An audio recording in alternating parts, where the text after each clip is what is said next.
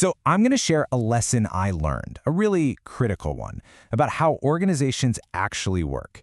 For way too long, I was operating under this completely wrong idea about what it really takes to lead and to have an impact. I honestly thought that if you had the right job title and came up with good ideas, people would just, fall in line. That leadership was just about giving instructions from the top down. Turns out, I was just incredibly naive. The reality is so much more complicated, and honestly, it's way more interesting. You see, real leadership, the kind that actually gets things done, it's not about your spot on the org chart. It's about being able to see and navigate all the hidden forces, these invisible currents of power, of trust, and of structure that are flowing through every single company. It really is a web, and today, we're going to figure out how to see it. Let's start with something we all know and, let's be honest, sometimes dread: the team meeting. It might seem like just a simple get-together for a chat, but it's actually this super complex social ecosystem with its own set of hidden rules. Okay, so the first big aha moment for me was realizing that what feels like total chaos is actually a predictable system. A group isn't just a random bunch of people thrown into a room.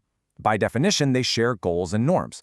And once that little piece clicked into place for me, I realized their behavior wasn't random at all.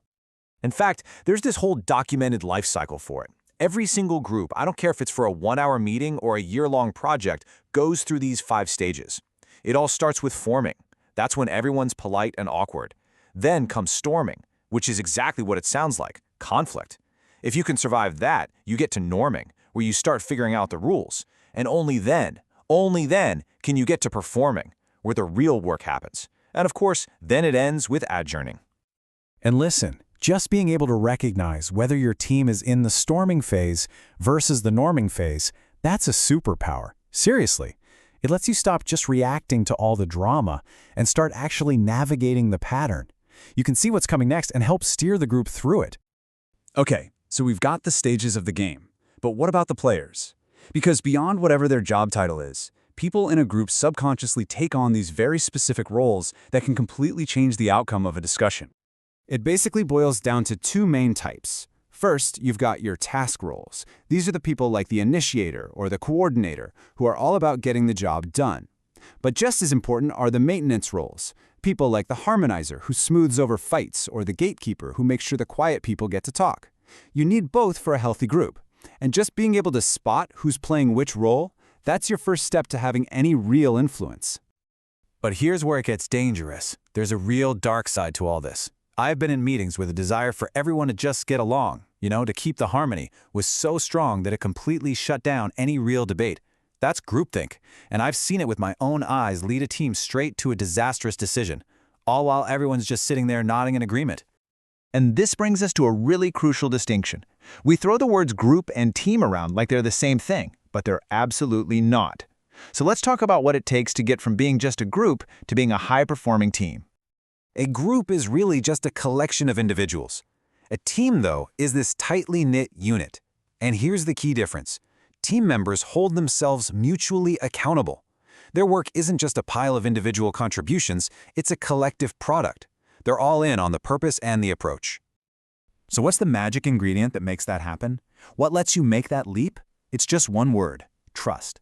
And I don't just mean liking each other. I mean a deep, mutual belief that everyone on the team means well and is going to do what they say they'll do. Without that, you're not a team. You're just a group of people working near each other. Now, the great thing here is that trust isn't some mystical force. It's built through consistent, predictable actions. I mean, think of this as a literal playbook. Are you open in your communication? Do you actually support other people's ideas? Do you keep your promises? Every single one of these actions is like making a deposit in the team's trust account. And if you had to just pick one, if there was only one behavior to focus on, what's the single biggest predictor of a team's success? It's communication, no question. It's not just what you say, but how you say it and how often you're actually connecting with each other. All right, so we've decoded what happens in a meeting, and we've defined what makes a real team. So for our last section, let's zoom all the way out and look at the whole organization, the actual blueprint that quietly controls how everything and everyone really works. For the longest time, I thought company culture was just a buzzword for things like free snacks or a ping pong table in the break room. But what I learned is that it's so much deeper. It's like the invisible operating system running the entire company. It's that shared set of beliefs that tells everybody, this is how we do things around here. And the stuff we actually see, the office design, the dress code, the company rituals, that's just the tip of the iceberg. The real power, the thing that actually drives all the behavior, is hidden deep below the surface. It's in the unspoken values and the core assumptions people have about how the world is supposed to work. And if you want to find the real culture of a place, here's a tip. Look for the gap between what's said and what's done. The espoused values are what you see on the company website, right? We value teamwork. The enacted values are what actually gets people promoted, like, say, crushing your individual sales numbers, even if it means stepping on your teammates. That gap tells you everything you need to know. Now, if culture is the software, then the company's structure is the hardware it runs on. That org chart isn't just a bunch of boxes and lines. It's a literal map of power. It dictates who talks to whom, where decisions get made, and ultimately, who holds all the cards. And trust me, some of these maps are just fundamentally broken. Take the matrix structure, for example. I mean, on paper, it sounds brilliant, right? You pull experts from different departments to work on projects, but I have seen a structure exactly like this bring a company to a grinding halt. And the reason it's a disaster is actually really simple. When you've got an employee reporting to two different bosses, like a project manager and their department head, they are constantly trapped between competing priorities. Communication becomes a total nightmare, decisions get stuck in limbo forever, and conflict just becomes the normal way of life. It's a recipe for gridlock. So you take all of this, the group dynamics, what makes the team tick, the cultural software, the hardware of the org chart, and it just completely changes the way you see your workplace. I don't just see a bunch of colleagues sitting around a table anymore. I see the invisible web. I see what stage of development the group is in. I can spot the task roles and the maintenance roles. I can feel the level of trust, see the gap between what the company says and what it does, and understand the structural pressures that are forcing us all to act in certain ways. I see the power map. And learning to see that map, well, that's the difference between being a pawn on the board and being a player in the game.